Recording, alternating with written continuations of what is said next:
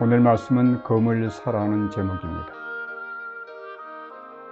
베드로와 다른 제자들이 예수를 버릴 것에 대해서 예고하신 후에 예수님은 갑자기 다음과 같은 질문을 했습니다.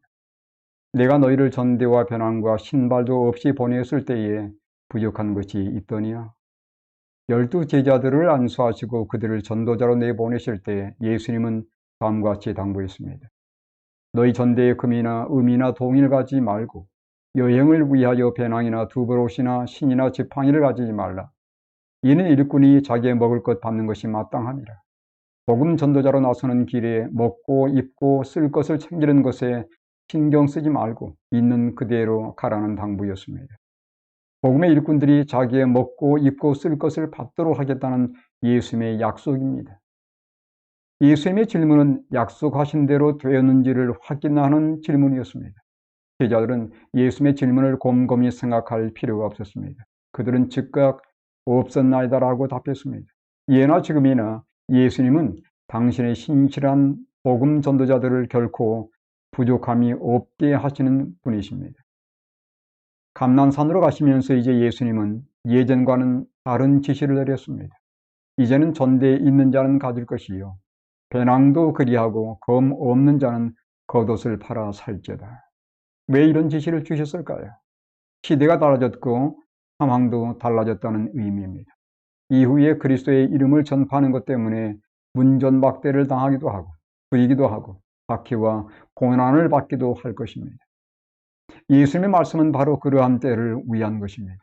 바울도 일꾼이 그 삭스를 받는 것은 마땅하다고 했지만 그리스도의 복음에 아무 장애가 없도록 하고자 자기의 쓸 것을 벌어가면서 복음을 전파한다고 증언했습니다. 그런데 여기에서 특별히 검을 사도록 하신 이유가 무엇일까요? 겉옷을 팔아서라도 그 검을 사라고 말씀했습니다. 당시 겉옷은 저녁에는 이불처럼 사용되었기에 내가 만일 이웃의 옷을 전당 잡거든 해가 지기 전에 그에게 돌려보내라고 권면하고 있습니다. 그렇게 중요한 겉옷이지만 칼은 그것과 맞바꿀 만한 참으로 중요한 것이었습니다. 칼은 전쟁에서 쓰이는 무기입니다. 그런데 예수님이 의도하신 것은 바로 영적 전쟁에서 쓰이는 무기였습니다. 그것은 바로 성령의 검 곧 하나님의 말씀을 가지라는 당부였습니다. 하나님의 말씀은 칼입니다.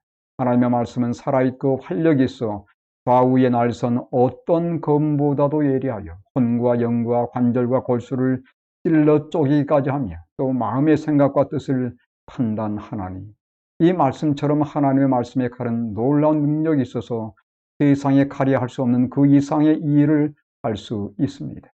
예수님이 불법자의 동료로 여김을 받을 것이기에 이후의 제자들 또한 세상에서 같은 취급을 받을 것입니다. 그때 제자들이 흔들리지 않도록 붙들어줄 수 있는 것은 바로 하나님의 말씀입니다. 제자들은 여전히 영적인 눈이 감겨져 있었습니다.